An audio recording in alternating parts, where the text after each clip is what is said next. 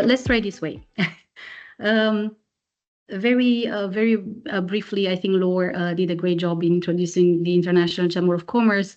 I very quickly on our end, since I represent the global headquarters, we are a member-based organization, indeed 45 million businesses all over the world through our national committees in the capitals, but also through direct membership.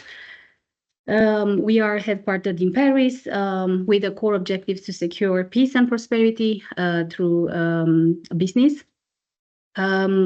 What do we stand for? Before we dive into the code itself and we ask ourselves the same question, what do we stand for when it comes to responsible marketing and advertising practices? We also have other wider missions, such as supporting businesses, big and small, in the global arena, making sure their voices are heard in policy and decision making. We also set international rules and standards, such as the ICC Advertising and Marketing Communications Code. But we also resolve commercial disputes through our dedicated market-leading disputes resolution service department. Quickly on the ICC Advertising and Marketing Communications Code, that's the aim of today's presentation, to explore the new version released in September for an 11th time in its history. The ICC Code has been setting the standard for what constitutes legal, decent, honest and truthful advertising and marketing communications for almost 90 years and serves as a key guideline for responsible advertising and marketing communications across the globe.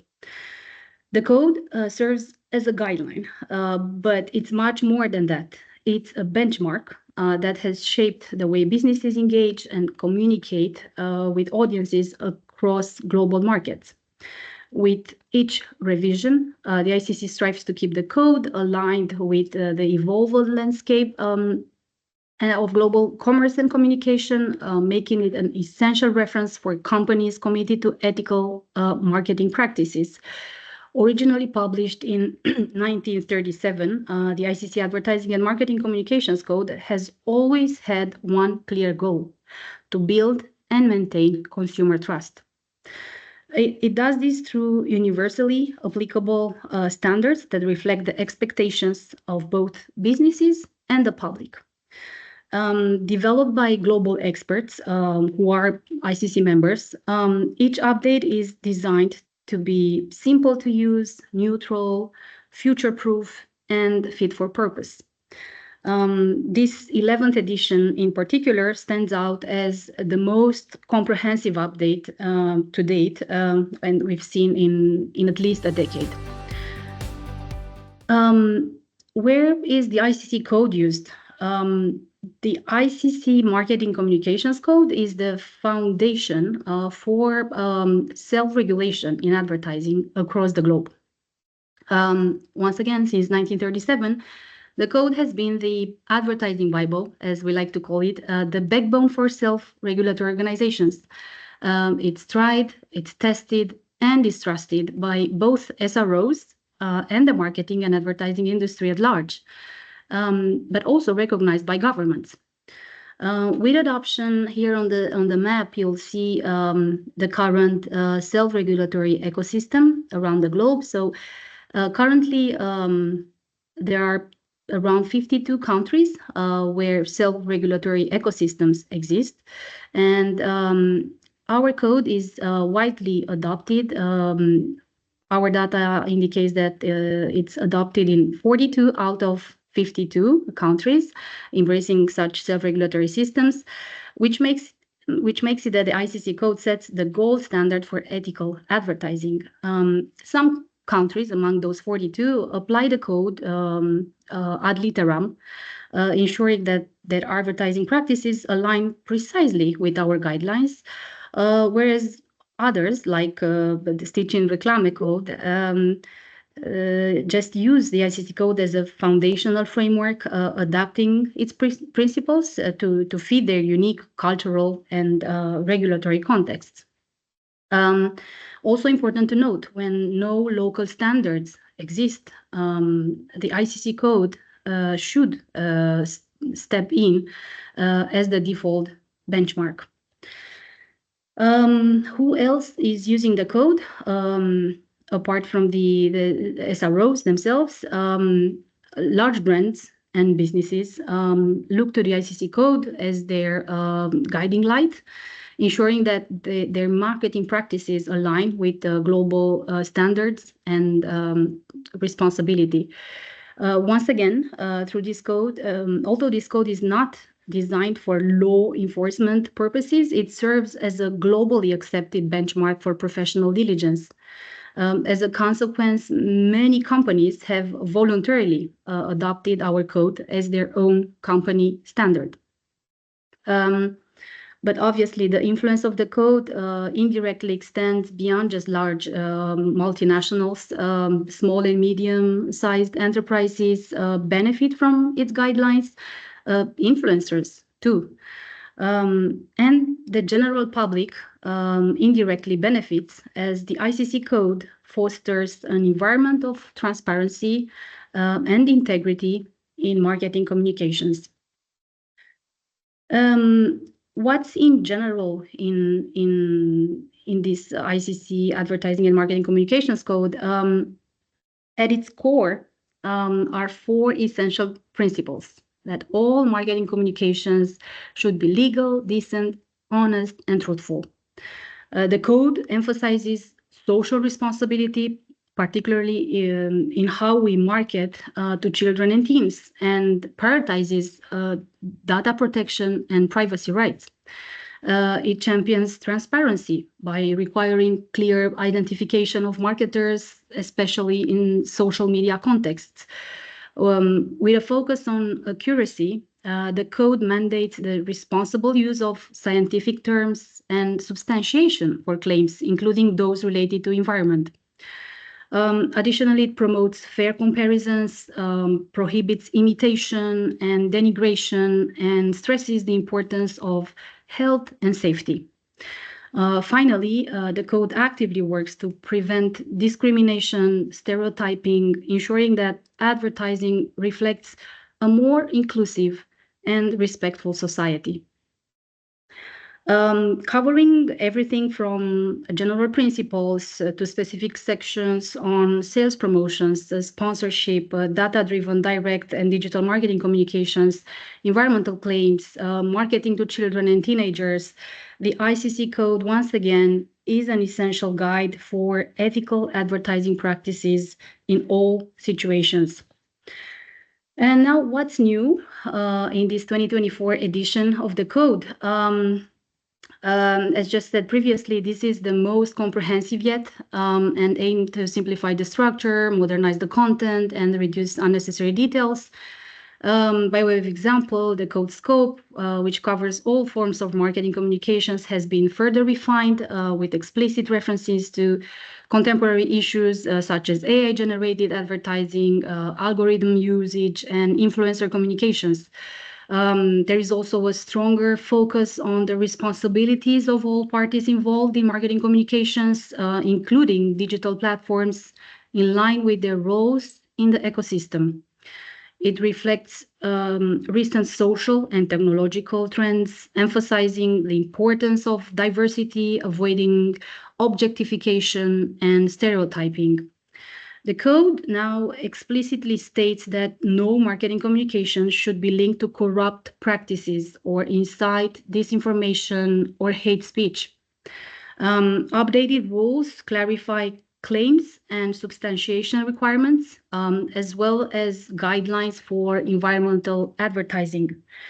New provisions in a dedicated chapter address communications targeting children and teenagers. The specialized chapter on data-driven marketing, direct marketing, and digital marketing communications has been extensively revised to keep up with the rapid market changes. We also created a few new features, but I'll get to those maybe later in the presentation, including a new compliance checklist added as an annex to the code. Very quickly, on the new or expanded definitions, I'm just in the interest of time, I'm not going to deep dive into each of them. But just for you to have an idea, we have, for example, we have included in the 2024 edition absolute new definitions of affiliate link, of claim, of data-driven marketing, of influencers, of influencer marketing communications, whereas terms such product or marketing communications have been widely amended and expanded. The code itself opens with 26 articles dedicated section called General Provisions. And this 2024 version places a greater emphasis on social, environmental, and professional responsibility. This includes new guidelines, as just said before, on diversity, inclusion, anti-corruption, respect for social norms and traditions. The updated code strengthens requirements for transparency and honesty in marketing communications. It includes prohibitions on high-pressure tactics, deceptive practices, and disinformation, ensuring that marketing communications are more truthful and reliable. It also specifies that claims must be supported by valid, reliable evidence, providing a clear standard for substantiation, with the aim to prevent misleading claims and enhance consumer trust. There are also additional protections for consumers, such as clearer guidelines on the use of terms like free and the inclusion of contact information for marketers. Influencer marketing, once more, is explicitly addressed in this section of the code. It includes detailed guidelines on the identification and transparency of influencer marketing communications. Artificial intelligence, obviously, is another area covered in this part of the 2024 code, stating that the responsibility for marketing communications now extends to those preparing algorithms and using AI for marketing purposes. Very quickly on chapters A and B, sales promotion and sponsorship. They only witnessed light touch revisions with the specific application to digital media. It adds a new, clear new definition of promotion, and it defines key terms such as promoter and consumer. When it comes to chapter B on sponsorship, this chapter applies to all forms of sponsorship relating to corporate image, brands, products, individuals, activities, or events. It includes sponsorship by both commercial and non-commercial organizations. Quickly on chapter C, direct data-driven digital marketing communications. This chapter, as already said, has undergone a major revamp, not only in terms of content, but also in its structure. The new version is divided into 3 distinct sections: direct, digital marketing communications, and data-driven. Each section having its own provisions and definitions, which were not as clearly described in the previous 2018 version. Data-driven marketing is a new term introduced in the 2024 version of the code, focusing on marketing communications based on data processing to gain insights on customer interests, trends, and behaviors. The 2024 definition of digital marketing communications expands to include digital advertising and digital interactive media, including virtual universes, platforms, and channels. The 2024 version has introduced more detailed requirements for transparency and identification, ensuring that the commercial nature of communications and the identity of the marketer are clear to consumer. It also emphasizes shared responsibility among all parties involved in marketing activities, including operators, telemarketers, and data controllers. The presentation of offers has been made more transparent and understandable, aligning with the general provisions. Once again, this updated version includes provisions for protecting children in marketing communications, ensuring compliance with data protection and privacy standards. It also emphasizes respecting consumers' wishes not to receive direct marketing communications, including mechanisms for opting out. The right of withdrawal has been maintained with additional details on how to exercise this right. Chapter D, which is entirely focused on guiding how environmental claims should be communicated in marketing communications. It establishes globally accepted principles to help businesses navigate this sensitive area.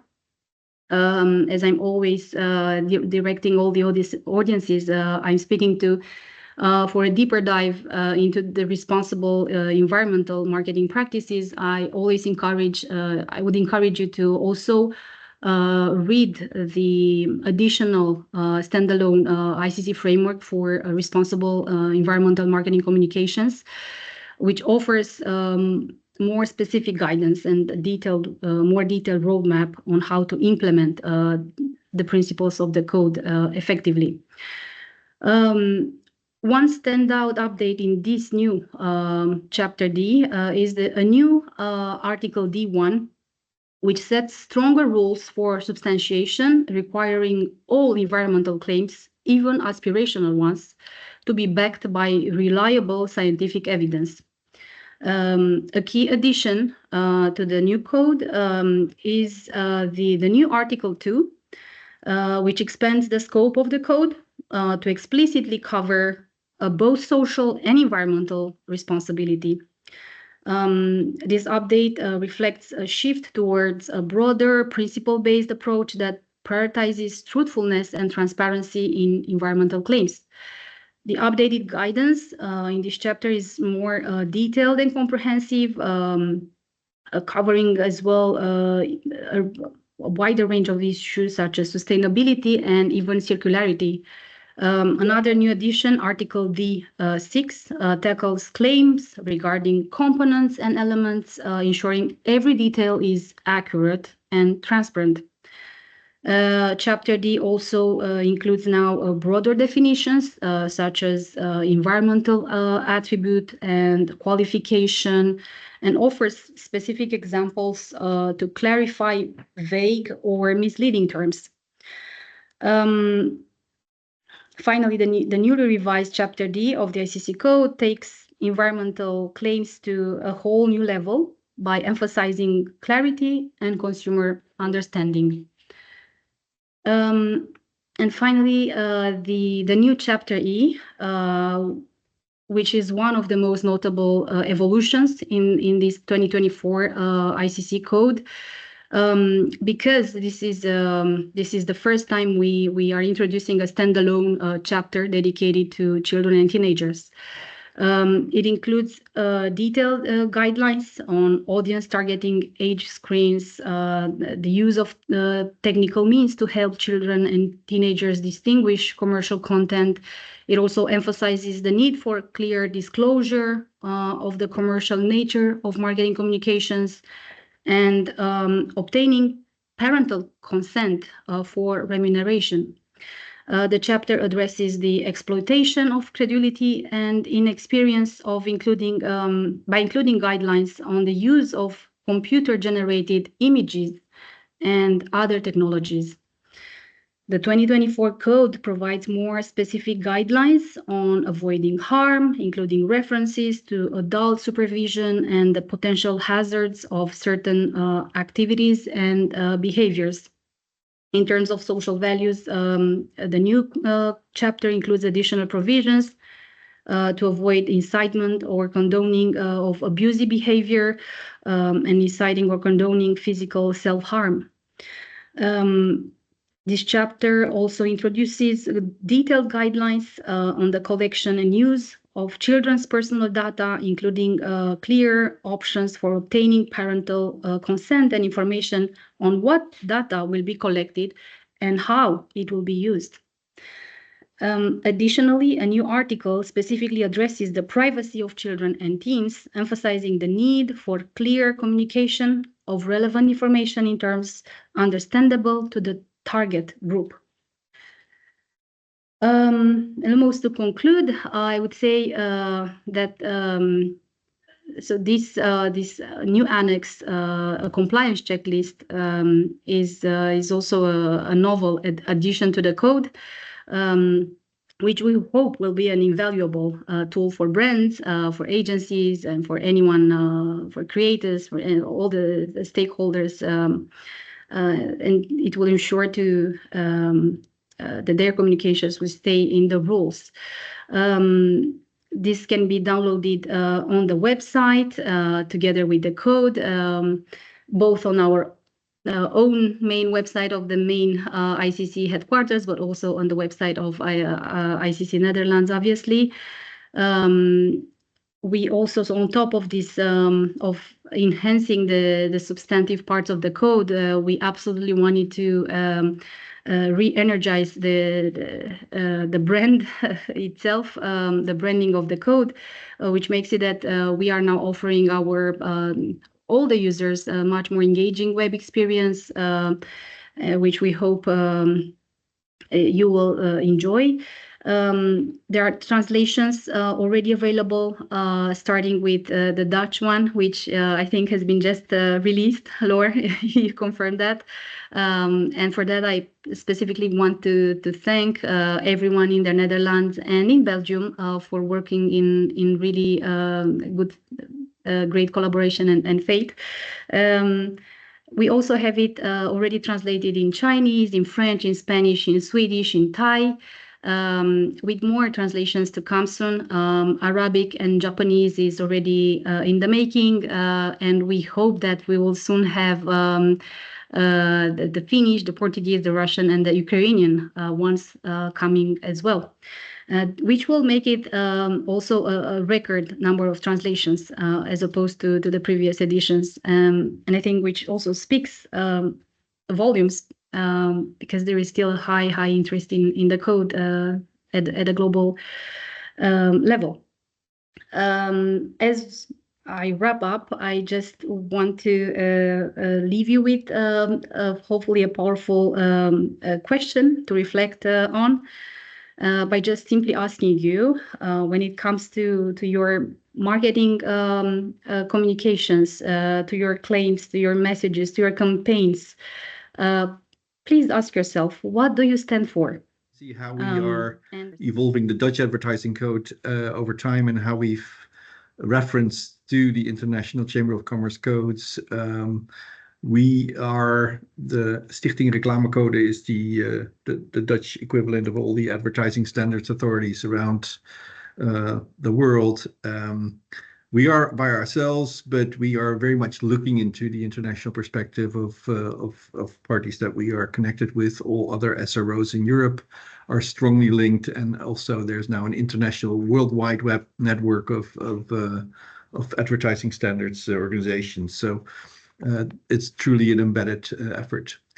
What do? We promote responsible advertising to maintain consumer trust in advertising and create a level playing field for advertisers since 1963. So 1937 was the International Chamber of Commerce Code, but in 1963 it was decided by the advertising community, to translate that code and to make it into a Dutch version. And that version has evolved over time, has some local new articles about it. So it's kind of diverged, but in the main, you could say we're still in the same area, and the same kind of rules apply. And we will dive into that at the end of this presentation, where Fiona will take you through the differences between the two and where does that leave us.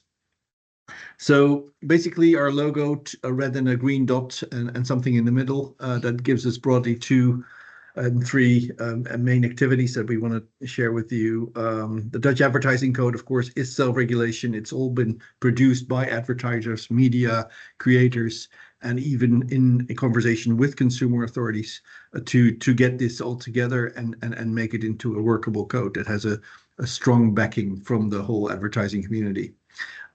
We facilitate the Advertising Code Committee, which is the Reclamecodecommissie in Dutch, and a Board of Appeal, where we handle all kinds of complaints, about 4.5 to 5,000 a year, of all kinds of complaints that come into this office, and then we try to produce a professional ruling on those. And we facilitate that committee, so we don't force ourselves onto it, but it's an independent committee that we facilitate. And the last thing is that we give a lot of advice and training, and we also do a lot of monitoring. So we actually look at if the rules are applied well, and especially online, we have moved very quickly in the last 4 or 5 years to get a grip on the online advertising community, because that's a big chunk of what's happening and where a lot of money goes to. So we have to be part of that, and we can't rely just on old media. We have to be part of the new media as well.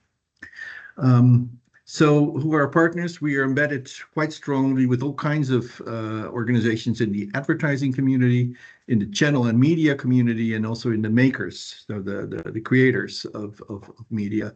And since April 1st last year, we rearranged the consumer influence on the code and on the workings that we do with a consumer advisory council that we launched, which consists of 5 people with a strong background in consumer law and day-to-day consumer affairs, who are not part of any advertiser or advertising entity. So they are truly separate, and they are honored with a seat on our board, but also with a seat on the jury on the Reclamecodecommissie.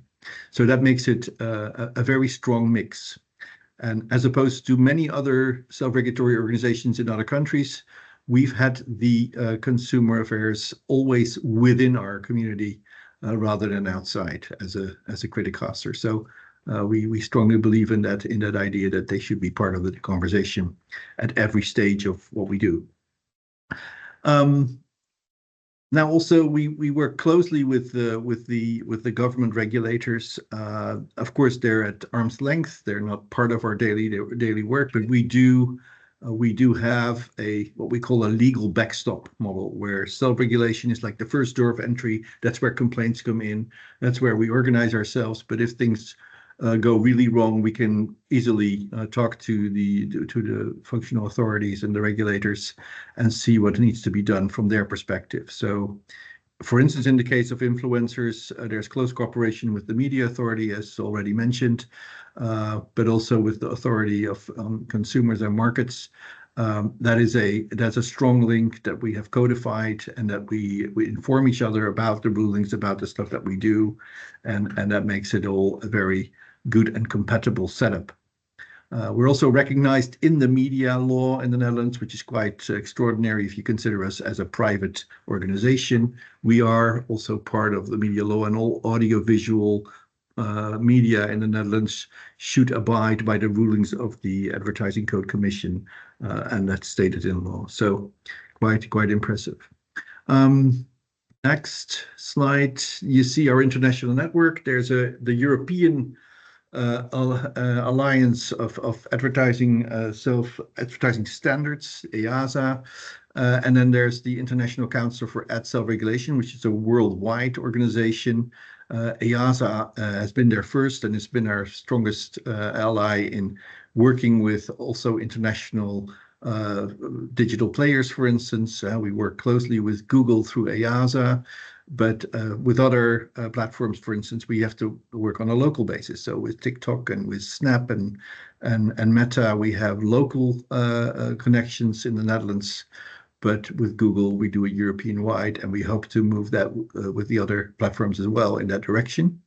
And with ICC, we have a strong link also across the Atlantic with the Americas and the other English-speaking nations. and whereas the Asian countries are now quickly picking up on self-regulation as well. So you see there's a broad idea where the International Chamber of Commerce always has been an inspiration to basically every part of that world coming together. So if you look at what we do in international cooperation, it's nice to talk about it, but if you see the actual effect, we have cross-border complaints system. As you can imagine, a company like Booking.com is based in the Netherlands, but advertises across the world. And when complaints are filed against a booking ad or something seen on their website in the UK, we get the complaints handled here in the Netherlands because the jurisdiction is where the company is actually located. So there is an international cross-border complaint system, and that works pretty neatly across borders. And the complaints are dealt in the local language, which is quite, as we have to translate an English complaint into a Dutch complaint, but it works quite nicely. Other things, we have an influencer marketing standards training coming out of Brussels, which we adapted for the Netherlands, but it makes it all nicely work for the local influencers to work with an international framework. There's a website, Disclose Me, which tells you all about how to disclose that you're having a relationship with an advertiser and an influencer going on, and how to disclose that on what platform, with what kind of words, hashtag ad, hashtag partner, hashtag whatever you want to call it. There's some clear points that you can make there, and that people pick up on. So we're happy. There's a global think tank which has been announced last year by ICC, which is also quite a great interesting venture coming up and giving us all kinds of things to think about. So that's the international cooperation. Next slide. We're talking about complaints handling, and Fiona, you're going to take us from here to the complaints handling. Thank you. Just to say a few things more about the cross-border complaints, Otto already told you about. We get a couple of thousand complaints on a yearly basis about advertising in the Netherlands, and a few of them are also concerns cross-border complaints. And just for illustration, it's interesting to know that we're in the top 3 of countries that receive the most cross-border consumer complaints, apparently because there are a lot of international companies based in the Netherlands, and with regard to their online advertising, the complaints are referred to us. And when it comes to handling a complaint, because in 2023 we got almost 4,900 complaints, but only a couple of them goes to our jury, the Advertising Code Committee, which exists of the same color, so to say, that we also have in our platform our participants, so the media, advertisers, consumers, and advertising agencies with an independent chairman who is a judge in practice. And they decide whether a complaint can be upheld or not. They don't impose fines, but they give a kind of recommendation to adjust or remove your advertisement and to advertise responsibly. If you don't agree with a decision of the Advertising Code Committee, you can go to the Board of Appeal. And then when the ruling is final, it will be published on our website. And we monitor with our compliance department whether an advertiser follow-ups the ruling of the Advertising Code Committee. And on average, 96% follows up on the ruling. So we're quite content with that. That means that there is a broad support for self-regulation in the Netherlands, and only 4% of the advertisers are on the non-compliant list, which is kind of naming and shaming on our website. And when it concerns misleading advertising, we also mention this advertiser to the consumer authority, who is able to impose fines on the advertiser. Now, what are the complaints about that we receive on a yearly basis and that are taken into consideration, well, almost half of the complaints are about unfair and misleading advertising. That's the most complained about ads. And then we used to receive most complaints about television commercials, but the last few years that changed to advertising on websites also, or emails or social media advertising, not meaning influencers. And in 2023, the most complaints were about food advertising, but that can change yearly. So each year that's different. And you see on the percentage of 14% that it's really diverse kind of things that is complained about. But in 2023, food was a number one. But in 2024, we will soon be publishing about that, what was the most complained about ground. And then we come to the key issues so that we and advertisers are facing in 2025. And Otto, I'll give it back to you. Yeah, so it's a moving landscape. We are constantly debating where we should focus on and what we should do. I mean, we have taken a big step 3-4 years ago by saying we need to get grip on online advertising and the huge amount of influencers in smaller bubbles and smaller domains that keep creeping up and creeping out and doing all kinds of false claims. So we need to get our hands on that. We have to work with the platforms together. We can't just consider them foreign media. We have to have relationship with them. And there's all kinds of topics that we are currently touching upon. So alcohol has always been a big theme within the self-regulatory advertising world. It's still there. But foods, HFSS foods, as we call them, high salt, high sugar, high fats, is an issue where the government is really worried about the obese rising in society as a phenomena. So there's all kinds of topics that need our attention.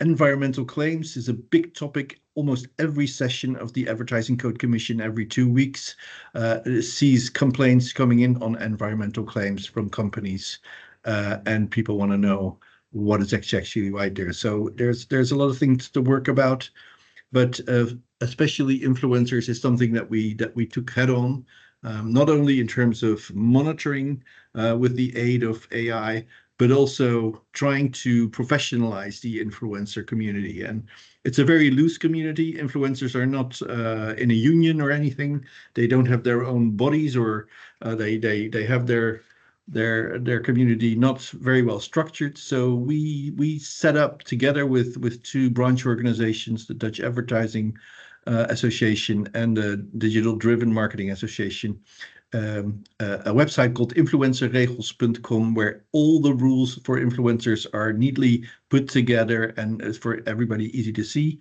And we've now launched an e-learning in April of last year, where influencers can actually learn about the rules being taught and taught by their own peers. So actually an influencer can watch other influencers talk about rules and how they implement the rules in their day-to-day posts and videos.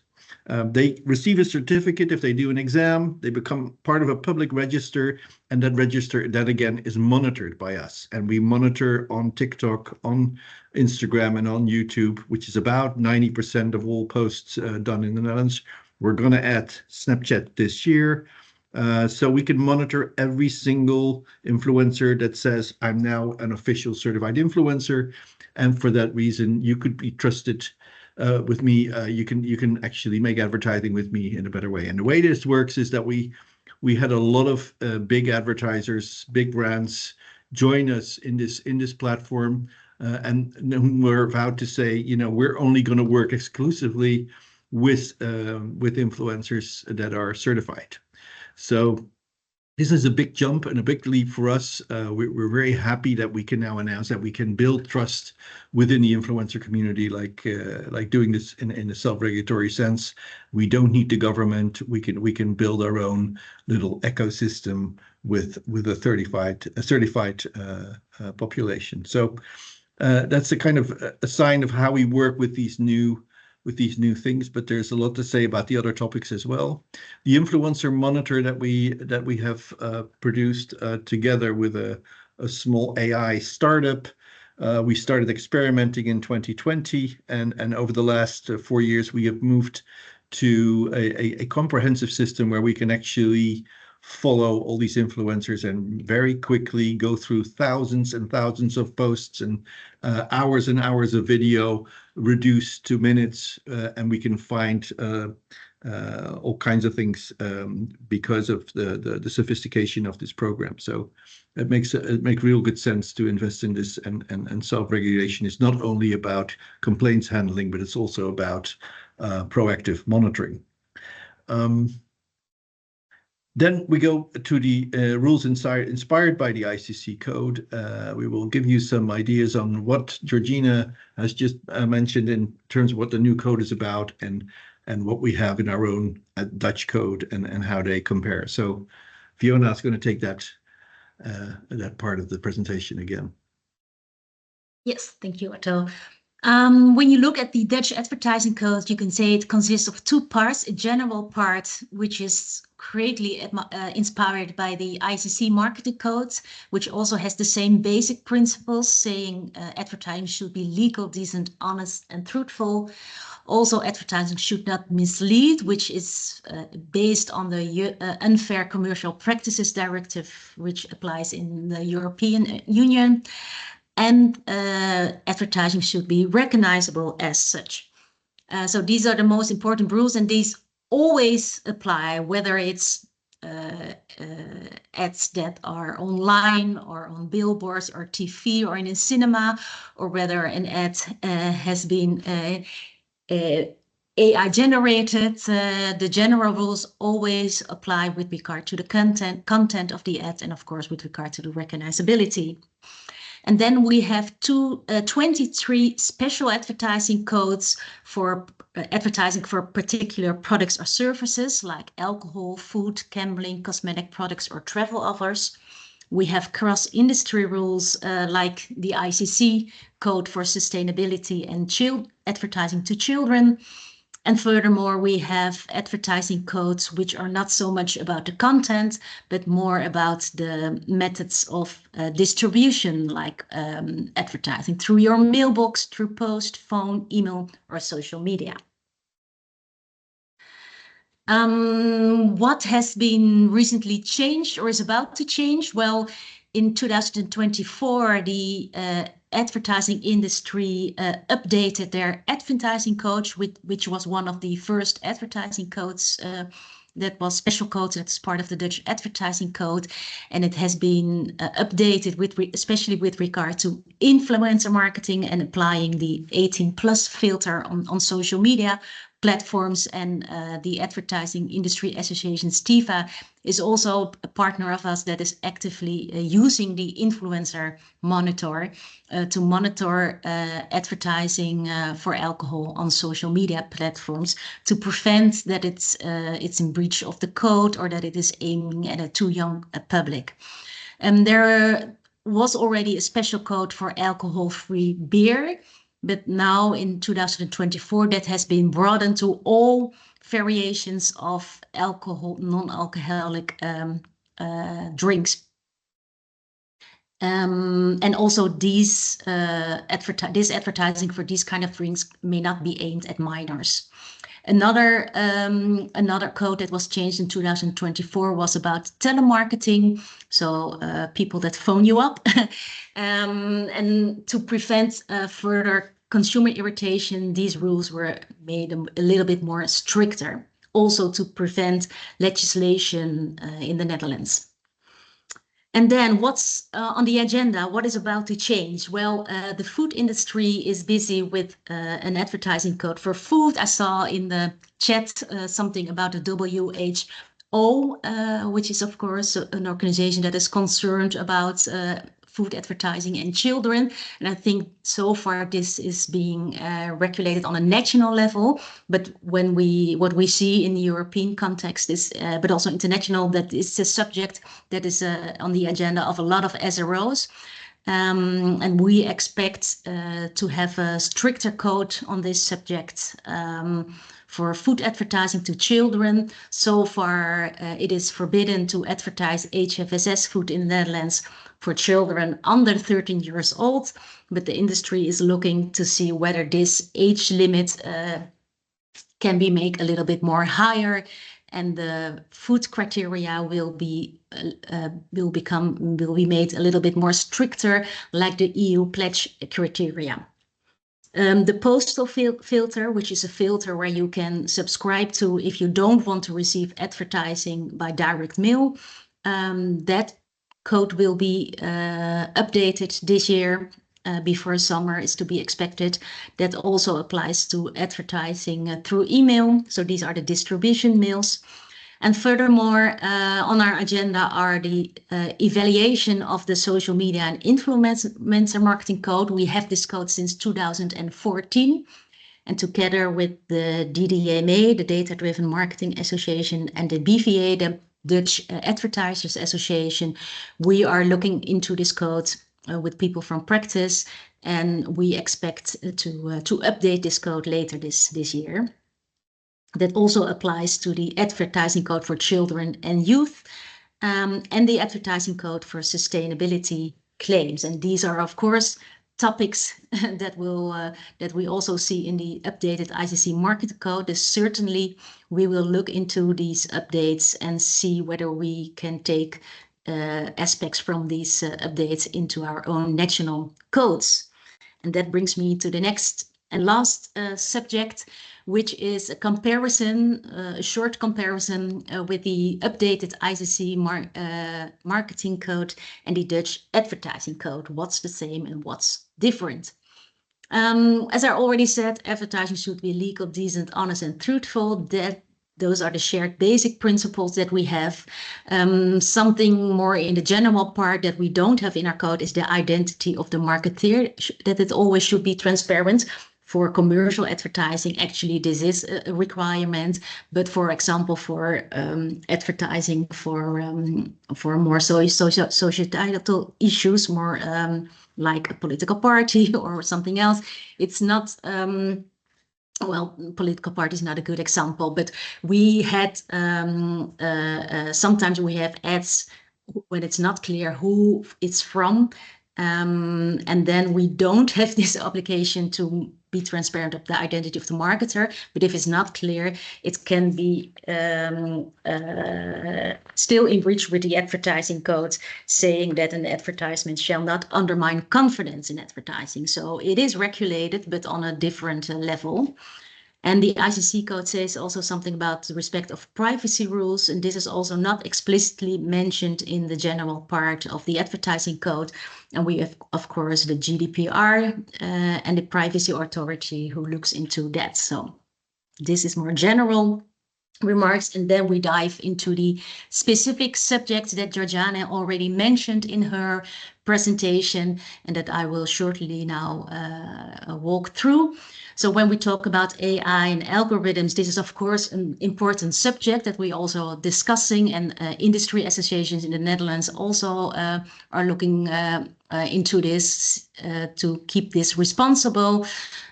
We don't have a specific mention of AI and algorithms in the general part of our code. We do actually have an article in the advertising code for cosmetic products saying that if you use AI and for your cosmetic claims, it should not mislead. And that's so far, that's what we generally think. If it's ads that are being served with the help of AI or algorithms, for the content, of course, the general rules are always apply because they are technology neutral. So we have to see whether we should mention something about that or not because of this technology neutrality. Influencer marketing, we have this regulated since 2014. And as I was saying, we are evaluating this code. We don't have a definition of influencers, and we don't have a mention of misleading false statements by influencers pretending to have a relationship with an advertiser when it's not the case, or rules about the use of minors as influencers, so-called kidfluencers. or advertising for own products and affiliate links. Most of these things are already fall under the scope of this advertising code, but are not explicitly mentioned. So we will take this into account when we look at this code, and perhaps we include this in the updated version, but we will discuss this with the branch. Marketing to children, teens and minors. This is also since 2013 regulated in a special advertising code for children and youth. The code doesn't explicitly mention interest-based advertising, and most of the rules apply to children under 13. Not everything applies also to the older group of 30 to 70 years old. So this is also something that we will study in the context of the update of this special code. Then we go to the next slide, which is about environmental claims. We already had since the 90s a special code for environmental claims. In 2023, we updated it and called it, broadened it to all sustainability claims, not only environmental claims. And we also studied the new update of the ICC code. And also this we will take into account with the evaluation of the Dutch Sustainability Advertising Code. But the general rules, like claims should be honest and specific, also with regards to the future claims, these are all covered by the special code that we already have. Then diversity and inclusion. When it comes to stereotyping, this falls under the good taste, indecency and harmful advertising. We don't have a specific mention of being mindful of diversity and inclusion. So this is also something we could discuss with the sector to see whether this is something we could include in our general advertising code. And then at anti-corruption and disinformation, these are covered by the general rules, but we don't have a specific mention of them. So that's also something to discuss whether this is something that is needed or wanted in the Dutch code. So enough food for thought, I think. So thanks for all the good work that has been done with the ICC Marketing Code. It's a really a good document for us to have a new look at our code, and we will certainly do that. Thank you for listening. Are there any questions? And thank you for the previous speakers for the informative sessions. Caroline and Eva, will we be able to see you, because we don't really have slides? Well, I did put my turn the camera on, so yeah. There everyone can see us. I see you. Yeah, if you talk enough, then you'll pop up as being one of the okay, no worries there. So just for the attendees, we will call each other by our first names, right? Yeah. Caroline and Eva. Yes. Well, thank you for joining. And just to give everyone a bit of thought about your background, we thought it wise that both of you briefly tell a bit about your practices and how long you've been at Friesland Campina in-house. Okay, sure. Well, I'm Caroline Vorst. I'm at Friesland Campina for a long time already, about 16 years, a bit more than that. I'm senior counsel and I'm mainly focusing on commercial contracting, so advising a lot of sales people and also marketing people. And at the same time, I'm the senior counsel for corporate sustainability, drafting contracts related to carbon reduction, but also reviewing claims and everything that comes with it. And before then, I was a lawyer. So that's it for me in terms of introduction. So Eva, over to you. Hi, Eva Schil. I work at Friesland Campina as well as legal counsel. I've been with Friesland Campina for 7 years, and I support our consumer branded business. So the business group within Friesland Campina that is selling products directly to our consumers, both with sales and marketing related questions. And as we have lots of branded products in the Netherlands, I'm engaged in a lot of marketing related topics on a day-to-day basis, as well as on sustainability. Great, thank you very much. So this we're going to hit the nail with regards to your expertise. So now we're hoping that the questions and your responses will lead to some further in-depth conversation. So marketing and advertising has been a regular subject to deal with for in-house legal teams of large international corporates, especially those active in the FMCG market, right? Yeah. You have your very big bunch and challenges. Carlijn, could you tell us a bit about how that subject, the questions and the risk assessments, have changed over the last 5 to 10 years? Yes, I can. Well, I think that a good few years ago, marketing campaigns were reviewed or judged upon on a more case-by-case basis individually, whereby certain things were a bit more possible than nowadays, such as exaggeration was possible. I think it was a bit more individual, as I said. Whereas nowadays, I think that campaigns are reviewed in a much broader context, taking a lot of social themes into consideration. So it's less a go or no go. A lot of opinions are taken into consideration in the review, whether it is admissible or not, or acceptable or not. Which I completely understand, but also these social themes are quite big. So there's a lot of opinions. So it's less clear, I think, what the outcome will be. And also in some instances, it can be a bit stricter, I think, the review. That's the main difference I see.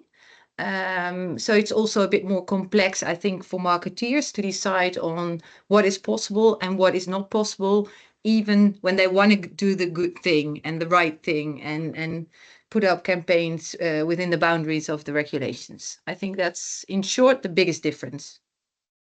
I totally understand. And Eva, if you consider that, what are the biggest challenges when assessing marketing statements or campaigns regarding the relevant legislation and all the codes? Very proudly, it was mentioned that there were 24 now different specialized codes. So that's a challenge in itself.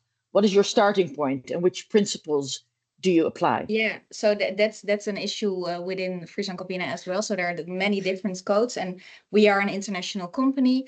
So we have to take into account national codes as well as European legislation, and that can be quite challenging. And also there are some gray areas.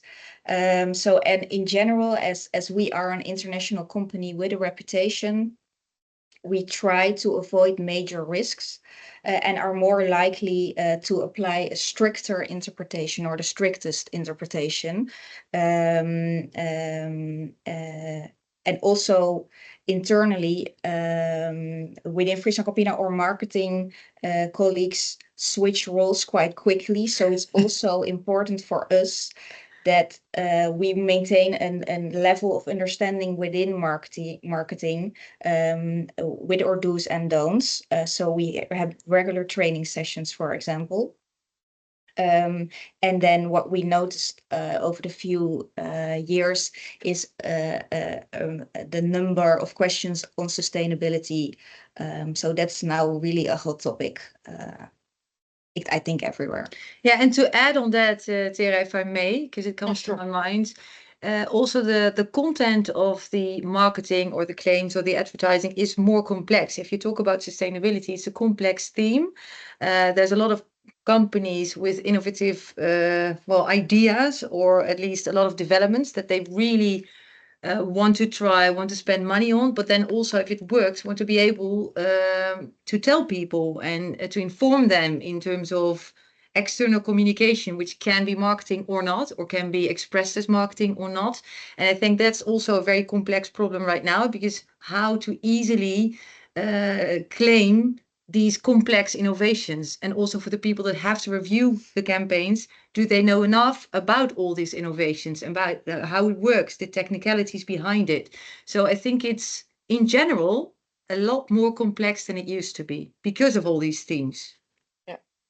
And even though you're aware of, you have to substantiate and you have to be obviously, nuanced. that's always the starting point. Yeah, but how does that fit on pack, right? Or how does that fit on a one-pager in a magazine? And do you still then want to do it? Or are you so afraid that you don't do it in the appropriate way that you stop doing it? Whereas you also want to express the good things you're doing and also want to be able to tell consumers what you're doing exactly. So that's really a struggle, I think, within big companies at the moment. Always with a starting point to want to do the good thing and also, of course, substantiate, because I think we can all agree that we want that. You don't want to just say something that's not true. Why would you even? But it's complex to do it and also to explain to marketeers what can be done or what can't be done. Because they sometimes also feel a bit frustrated because they're so enthusiastic about expressing all these things they're doing as a company. So I think that's important to mention here. And even substantiation is probably a also true task in itself, because also again, true. How complex is the explanation in the substantiation, etc. So how can you how make is it that perceived and how is it understood and the method used, what will the method be in 5 years time, and will it be different? Exactly. A lot of so it's challenges. So it's more difficult, I think, than it used to be. Totally understandable and challenging. And then especially now we know that over the last years, just generally speaking, the regulatory burden for in-house team to deal with has grown exponentially. I mean, look at privacy and many other subjects, while the headcount of your teams is either still the same or has even downsized. If you take those elements into account, I know that a lot of in-house lawyers would like to know how you keep track of the many developments in relation to marketing. Well, this is just only one of the many issues that you have to deal with every day. We try to be very efficient, obviously, and also we have some specialization within the company, because we may sound as a really big company, and we are, but we don't have so many legal counsel working internally. We have a few in the external countries, so we try also to specialize. So if I look at our commercial legal team, it's Eva and myself dealing with marketing claims and also with sustainability claims. Globally, and the external counsel or the internal counsel in other countries. So they work for Friesland Campina, but they're not based in the Netherlands. They can turn to us. We try to explain to them what's possible. But as we discussed previously as well, not every country is so far in certain things and themes as sustainability as the Netherlands are. So it's also explaining them and be as efficient as possible, share trainings with them. Also, what we do not only internally but externally, we attend certain meetings of external offices like your own. We try to get our information wherever we can get it from. Make sure that we read the new codes and then, learn from each other. So don't do everything yourself and really specialize, and then keep it as simple and basic as possible, taking the big elements into account, leaving out too many details, and be sure you're on the safe side. That's what we try to do. Keep it crisp. That's very sensible, especially the training element with what you already told us, Eva. Teams that, marketeers change all the time. All the time. I try to be nice. But as a legal counsel or commercial counsel, it's key to have a relationship with the business you're working for, and also make sure that they come up to you and they involve you in the bigger campaigns. So it's a broad task, but that makes it nice as well, honestly. But you have to be efficient. There's no other way. Yeah, totally understand. Well, time-wise, we're a bit quicker than we thought. But Eva, we discussed to share one example that took you a bit of extra time to deal with. So I'm trying to share my my slides, and I think it would be interesting for the people attending to hear. Let me see if this works. 1 second. We thought it would be nice to show also an example of advertising that we review, and then see the challenges that we face on a daily basis. So this is an old advertisement. It's from 2022. And it was actually the idea behind it because Friesland Campina existed for 150 years, and we wanted to celebrate that. And Campina is a Dutch brand. It's a well-known brand in the Netherlands. Wanted to celebrate Friesland Campina's anniversary by giving away Campina yogurt for free. And they created this advertisement for that purpose. And the idea behind this advertisement is to show our Dutch heritage. So you see a farmer, a cow, Campina yogurt, the Netherlands, and you can also see, and you see that on the left side, and that's the god width. So in Dutch, it's called a grutto. Yes, over there. The godwit is a bird that is part of the Dutch landscape. So, and this advertisement has been created and was never the intention to make any claim on sustainability. It was purely to show our heritage, and we are proud of the Dutch history.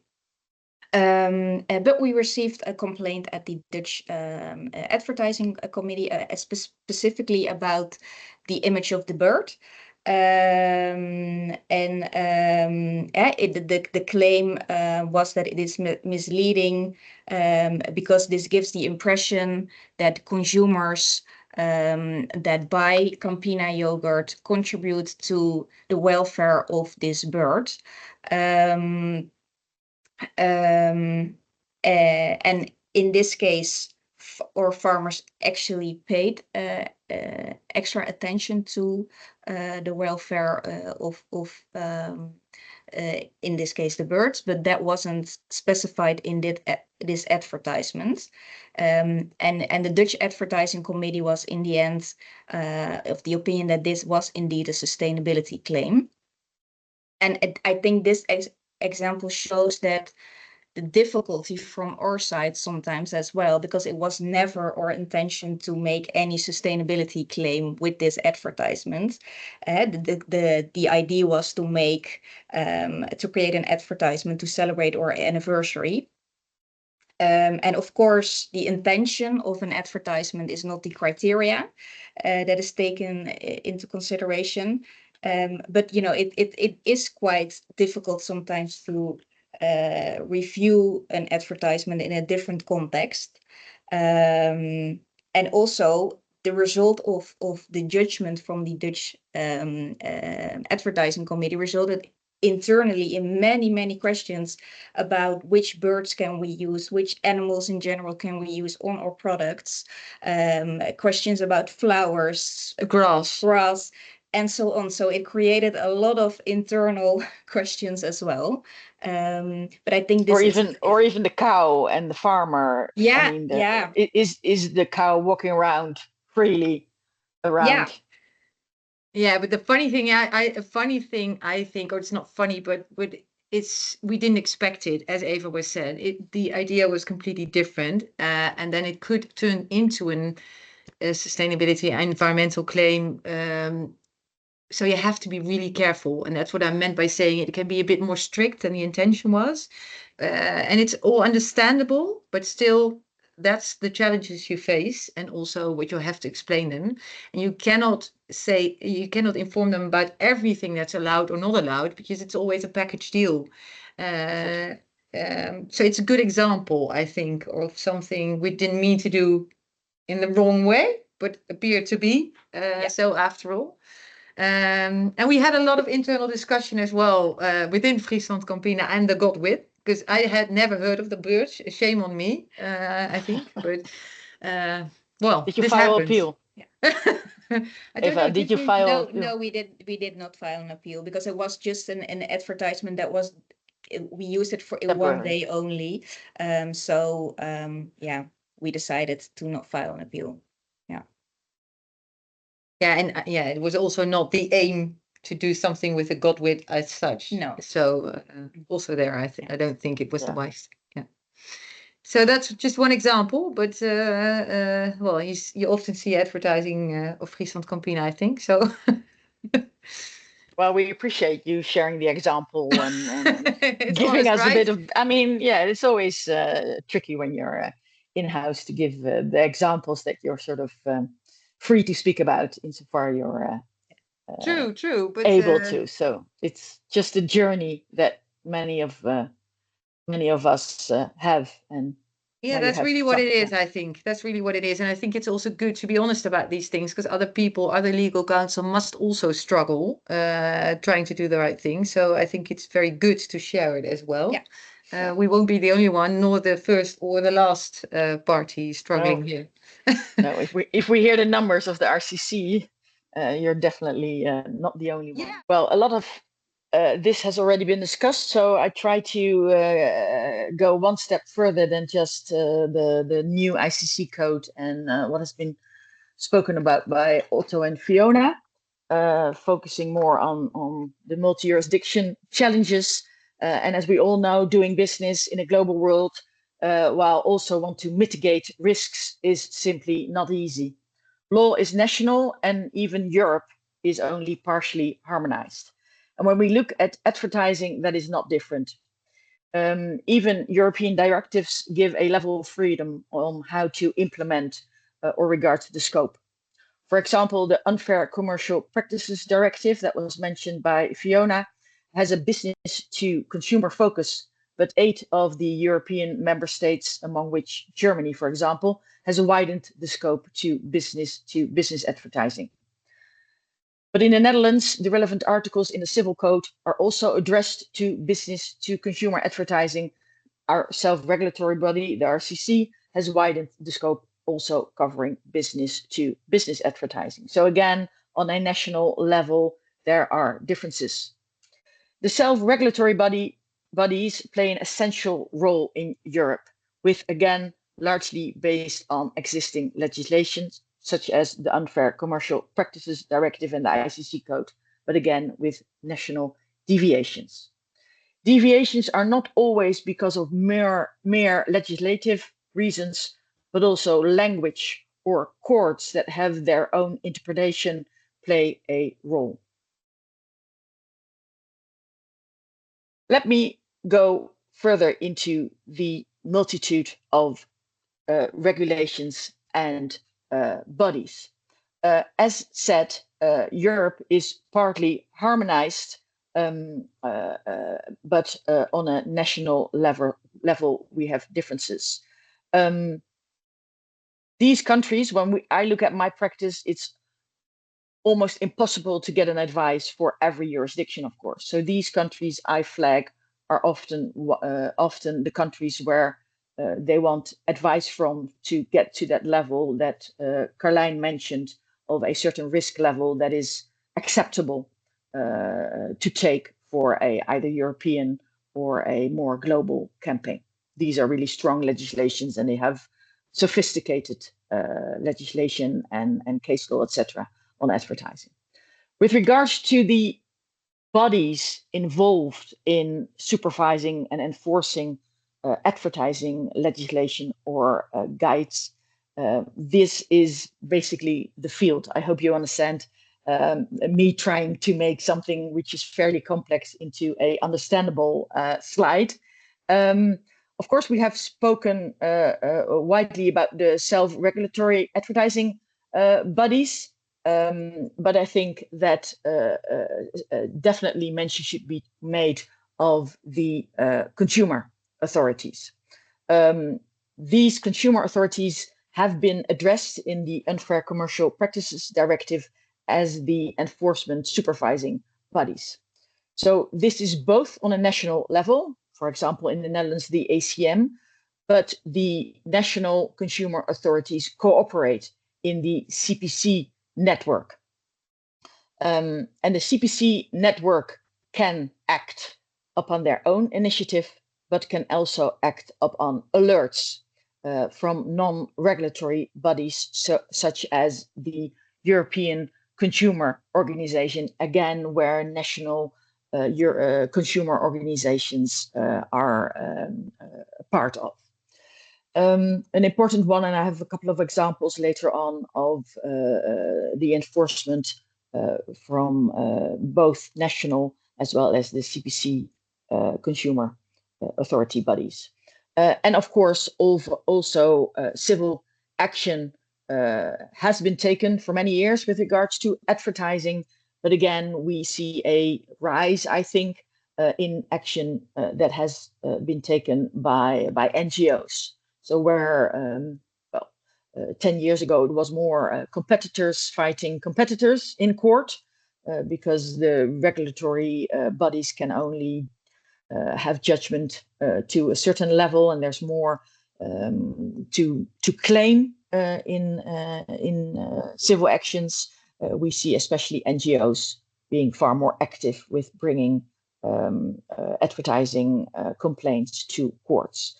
Again, several courts that have jurisdiction over advertising, and especially interesting to mention that in certain member states, the possibility of class action is becoming more and more relevant. Then I think what has been flagged already just by mentioning the 24 special codes is the variety of advertising risks. And especially when you have a cross-border advertising campaign, that's the element that is so difficult to manage. And I think the bird example, which led to a green claims complaint, which was never intended as such, shows the complexity in itself. Oh, sorry. This one. First of all, the definition of advertising. It was mentioned that in the new ICC code, the definition of claim was broadened or made differently. So the amount of communication that falls under the definition of advertising is something that especially the legal teams and the in-house lawyers such as Eva and Carlijn know perfectly well, but sometimes throughout the wider organization, it's still surprising how people think that the definition of advertising really only relates to the advertising we see online or, well, I'm old school, so still on TV or you know, when driving around the city and you see the big advertisements, but also a sustainability report or even an advertising or just a communication in a newspaper can fall under the definition. Another element is comparative advertising. We all know the challenges there regards competitions, not just if a competition is allowed, but again, is it clear enough what the rules are, etc., etc. So also advertising around competition is relevant. And then there's additional regulation for specific products. It was already mentioned, alcohol, medicines, health products, and also additional regulations for which public or medium the advertising is addressed to. But also with regards to the advert itself, who is in it, who has designed it, various rights relating to the advertising as such, where in-house team needs to take into account, is there enough contractual basis to use this advertisement? Is the person depicted, you know, has he or she given its right to not just use it in this advert, but perhaps suddenly it becomes part of a wider campaign? So are the contractual provisions sufficient to suddenly broaden the horizon of an advert, while it initially perhaps was only meant for one time or a certain period? Again, we see this often in practice. It doesn't perhaps immediately come to mind, but we see a lot of conflicts with regards to these elements. Then, as mentioned by by Eva and Carlijn, the most challenging advertising risk at the moment is the green claims risk. And I'm just including the definition of currently used in the guidance, the European Commission notice, which is a guidance to the interpretation of the already applicable Unfair Commercial Practices Directive. That green claims is that what refer to a practice of suggesting or otherwise creating the impression that a good or a service has a positive or no impact on the environment or is less damaging to the environment. And also mentioned in that EC notice is the interesting fact that they have done a really big sweep of many websites, both by the European Commission, but also by national consumer authorities, done in 2020, which confirmed that companies still have a preference for fake and exaggerated, false or deceptive green claims.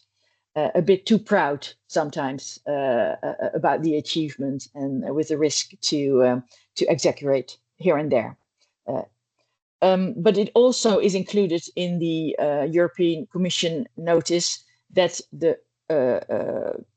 even though green claims is not defined in the Unfair Commercial Practices Directive, it does provide a legal basis. It is also explicitly mentioned that in no shape or form the UCPD wants to prohibit any green claims marketing or advertising.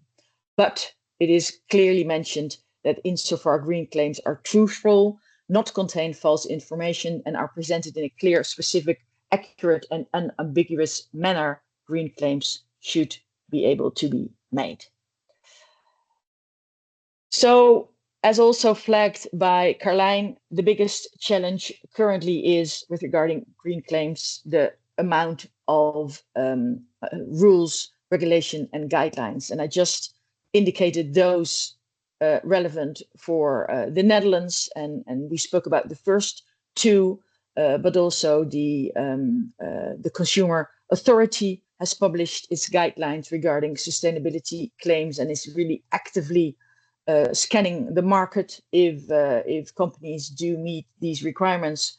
But also the Financial Authority in the Netherlands have published its guidelines on sustainability claims covering financial institutions and pension providers. And as Carlijn asked me, what do we see in the market? Well, we especially advise clients to already take into account the Empower to Consumer Directive as it's already in force, but will need to be abided to by September 2026, which might sound far away, but I think for advertising campaigns, especially when you speak about advertising on pack, considering, again, when we look at FMCG clients, the turnaround of packaging, etc., it's not that far away. And also, if you sometimes look at the complexity of websites, so big corporate websites with sometimes hundreds, if not thousands of pages of information, because you want to speak about your accomplishments, etc., it's a really challenging exercise to look at the current communications commitments you have made versus the Empower to Consumer Directive. And what can you take out of these guidelines? In my opinion, to go to a level of risk mitigation, the key themes are to be clear, unambiguous, and accurate. And I stress that accurate because where you see, again, a lot of companies claiming 3 years ago that in 2025 or 2026 we will have 80% X or we will have 100% Y, and suddenly it's already 2025. Or use of wording like by 2025 or by the end of 2025. Well, you could argue that there's almost a year difference between those, and it's just one word different, but it's almost a year, 12 months extra time that you're giving yourself if you have indicated by the end of 2025. And how far have you got with that commitment? So it's already a task in itself, which falls somewhere in between marketing, IT, because it's on websites, and legal, to how do you keep up with what you have published yourself, and if that's still accurate. Be specific and substantiate your claims. And then the thing I flagged earlier on, make sure it's understandable and it's useful for the relevant audience to make that purchase decision. That's the really important one. What is useful information to decide to buy or not to buy, I would almost say, and without being any, I understand the difficulty, but it's I think these 3 themes are really important to put on a post-it note and make sure that every marketeer has it on its, well, not desk, but on its laptop somewhere. So again, also discussed in the interview, but when we look at green claims and why am I spending now so much time on it? Because I do see a difference with other advertising challenges, such as directing it to children, or such as alcoholic beverage. There are strict prohibitions, and if it doesn't fall under that prohibition, there is a bit more possible still under that adage of you can exaggerate a bit. We see that with green claims really being a different attitude, I would almost say, both from the courts and the self-regulatory bodies and the consumer authorities. And then, of course, the complexity. We're talking about greenhouse gas emissions. When we talk about aviation, we talk about soft fuel. I've never heard of the word 1 or 2 years ago. And then again, it needs to be useful for the consumer in relation to that product or that service. So again, the complexity versus what does the average consumer understand, and how do you substantiate something that is so difficult in a manner that is still understandable. And then again, the example of the bird, the green claims, what it covers. We know claims, advertising claims, are always both explicit and implicit. If you promote a toothbrush or a toothpaste, and there's a person in the room with a white coat that you shouldn't pretend it's a doctor. I mean, those are very apparent examples, but using green or a leaf, or in this case a bird, can already lead to a green claims, even though the rest of the statement has basically no sustainability element to it. And I think we're challenged with the fact that a lot of words we regularly use, we should admit that they are quite vague. What really is the word responsible? I mean, we use it often, both in a professional, but also probably at home. To your children, be responsible. What does it really mean? And especially again, with regards to green claims, it is explicitly mentioned, eco-friendly, sustainable, as being too vague as such. So that brings me to the examples, not to make you even more fearful to ever speak about your efforts again, but just to indicate that it's not just the Netherlands, it's broader, and also where the activity comes from. So these are some examples of recent examples, because our ACM has been very active for quite some years, even more so that at the end of 2023, the ACM published several commitments from energy and retail companies. And these commitments were based on pretty lengthy conversations between those companies, Decathlon, H&M, for example, and the ACM. And in the end, these companies decided to choose for the commitment and not for the decision of the ACM. And they also committed to pay substantial amounts, really between 500 and 900,000 euros, just for advertising that was made in the Netherlands, and to pay those amounts to sustainable causes, together with other commitments such as have a sustainability officer in the company, etc. And I think in the last year we've seen companies deciding to avoid that stage of discussions with ACM, and in an earlier stage commit to no longer make certain claims. And these are some examples. I think the slides will be shared, so you can read these examples example by example, because I don't want to run out of time. These are, I think, the three most relevant examples of that sort of cross-border consumer authority supervision enforcement efforts. These are the Zalando example is, I think, the one that is the most how do you say that, the one that led to an actual commitment. The other two are still in a phase of discussions. Again, Zalando used misleading sustainability claims. There were certain complaints about it, and in conversations with the European Commission, it has decided to clear those statements, and it has a starting date and an end date, between which the website really has to look differently, and will definitely be checked.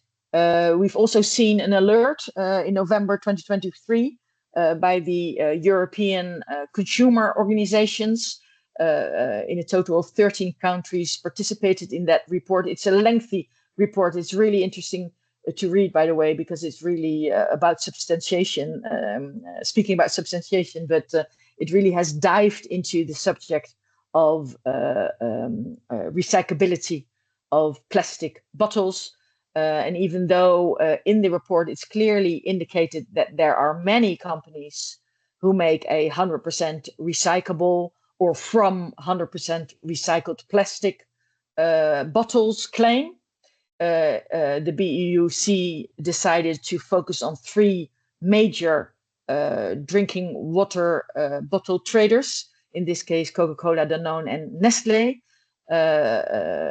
Unfortunately for them, of course, they've been sort of put the spotlight on, and it has an entire analysis. And based on this alert, the CPC will take action and will, with the European Commission, take steps and go into discussions with these three competitors. And it might decide, as we've seen with the third example, it might decide to broaden the horizon and start sending letters to urge changes in their communication to many more companies than just these three. So if the alert is made to the three, it's not for the CPC or the European Commission to just keep it to these three. It could widen it, because that other example where 20 airlines have been requested now, it again started with an alert, and I believe there was only, well, at least a couple of less airlines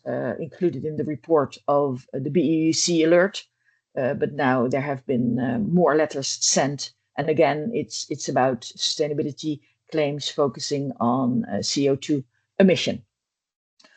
But as I said, when we think back about that slide with the three different corners where the enforcement comes from, we also see activity throughout the courts in Europe. This one, of course, in the Netherlands has raised a lot of discussions. And I think based on this, a lot of companies will rethink their claims. But it was quite enthusiastic marketing campaign, I must say. Some of the claims were be a hero, fly CO2 zero, join us in creating a more sustainable future, etc., etc. And the court held in the end that 15 of the 19 statements were deemed misleading, and especially because they were based on too vague and general statements about the advantage of the activities of KLM on the climate, or it painted a too positive picture of the consequences of measures such as SAF and reforestation. Sometimes I think that we in the Netherlands think that we're the odd one out, but I will lift a bit of the curtain that we're definitely not the first in Europe, because earlier in Denmark, the Danish Crown, which is one of the biggest meat producers in Denmark, they advertised with the claim, Danish pig is more climate friendly than you think, and also sort of a logo of climate controlled pig, as you see in the rosé above the pig depicted text. The High Court, because in first instance the court did not find this misleading, but the High Court did find both of these claims misleading, especially that sort of label claim, the climate controlled pig claim. And why was it deemed misleading? Because the label as such, and thus the claim, was not independently controlled. The accuracy could not be verified, and therefore the consumer could make a decision based on information that was not correct, or perhaps even could be considered deceiving, and decide to buy it, while if the facts would have been correct, would not have bought it. Well, you can see that the claim was quite enthusiastically used, not just online, but also depicted on their vans on our way towards a sustainable future, which will probably, under the new Empower 2 Consumer Directive, will need a repaint of that lorry, because a bit too vague, and I don't think that the small letters underneath, which includes a telephone number, has enough information to lift the vagueness. And then more recently in Germany, in June 2024, the Düsseldorf Federal Court found that the candy brand Katjes made a misleading sustainability claim. Interesting for us to know that this advertising was published in a business-to-business magazine. So an example of widen the scope of the UCPD. Use of the climate neutral logo and including a URL of climate partner was deemed misleading, as Katjes did not explain how the reduction of greenhouse gas emissions to which a climate neutrality claim relates was achieved, and if it considered the production method or as such, or the wider business. It was not specific enough, and the public needs to be informed more clearly and unambiguously, the court found. So where does this leave us, or rather the in-house teams? And in this session, Carlijn and Eva to advise their teams sufficiently. What we often see, and where we help with, of course, is that teams work with good practice guidelines, and you can make more specifically for the legal department guidelines with a bit more specifics and links to the relevant legislation, and a bit more high pointers one for marketing. But it is a good starting point. But again, as flagged by Eva and Carlijn, it's in the end all in that specific advertising statement if it meets the required threshold. When in doubt, and especially I would advise that for a wider campaign, or with regards to the new legislation and you want to reassess certain communications you have used, we often make reg reports where we indicated on a risk level which really needs to be amended urgently, which is red, which is amber, and which is green, which you can safely keep. And in that respect, the reg report, it's advised to decide on key themes and acceptable risk level, and that is very client-based and very part of the culture and the ambitions and how you want to perceive in the market. But you see that the big corporate ones have, they want to, the acceptable risk level is pretty high in the sense that they don't like to take risks. So the reg report is a bit more strict and a bit more red. Again, the internal training has been mentioned. And I think when we look at the green claims and the extra challenges there, my advice always is to ensure that there's C-suite engagement, because it's not about that specific advertising campaign or statement. It's about your entire narrative and the ambition of the wider company. So it should be a narrative that is used in all teams, marketing, in legal, in the C-suite, in the development teams, regulatory teams, etc. A culture of awareness is really, really essential.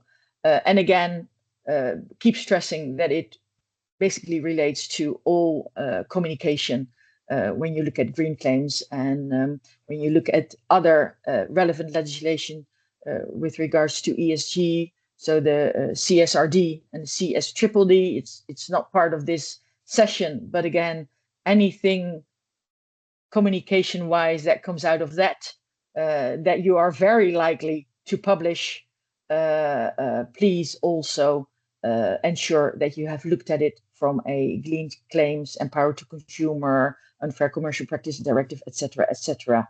scope. The external eyes, I've mentioned that, and it's just not simply advertising for me as a lawyer, but it's also, you can ask each other and try to be that more objective voice of reasoning within the company. And I think, especially for in-house teams, they have far more often a not so nice message, so they're used to be looked upon as being the annoying one. But be the conscious of the company, and then just some golden rules when we speak about advertising. Speak the truth and be accurate. It's an open door, but it should be the bottom line of it all. Claims must be clear and unambiguous. I've mentioned it many times, but we also see from the amount of work that the RCC has that it's still an important one to stress. Don't hide or omit relevant information. Of course, you need to have a discussion. What is the relevant information? Well, that information that is really needed for the consumer and useful for the consumer to make an informed decision, buying purchase decision. And when you look at green claims, avoid vague, undefined words, or define it yourself very clearly, what you mean by it. When we look at the Empower to Consumer Directive, the full life cycle is relevant. So again, the CSDDD in that respect, which is about supply chain, is relevant. Make sure that the raw material that you buy is also part of that life cycle, and therefore also is part of your end claim with regards to your product. Beware of sustainability labels, which is going to see a very different light when the Empower to Consumer Directive will be really finalized in national legislation. And then substantiate.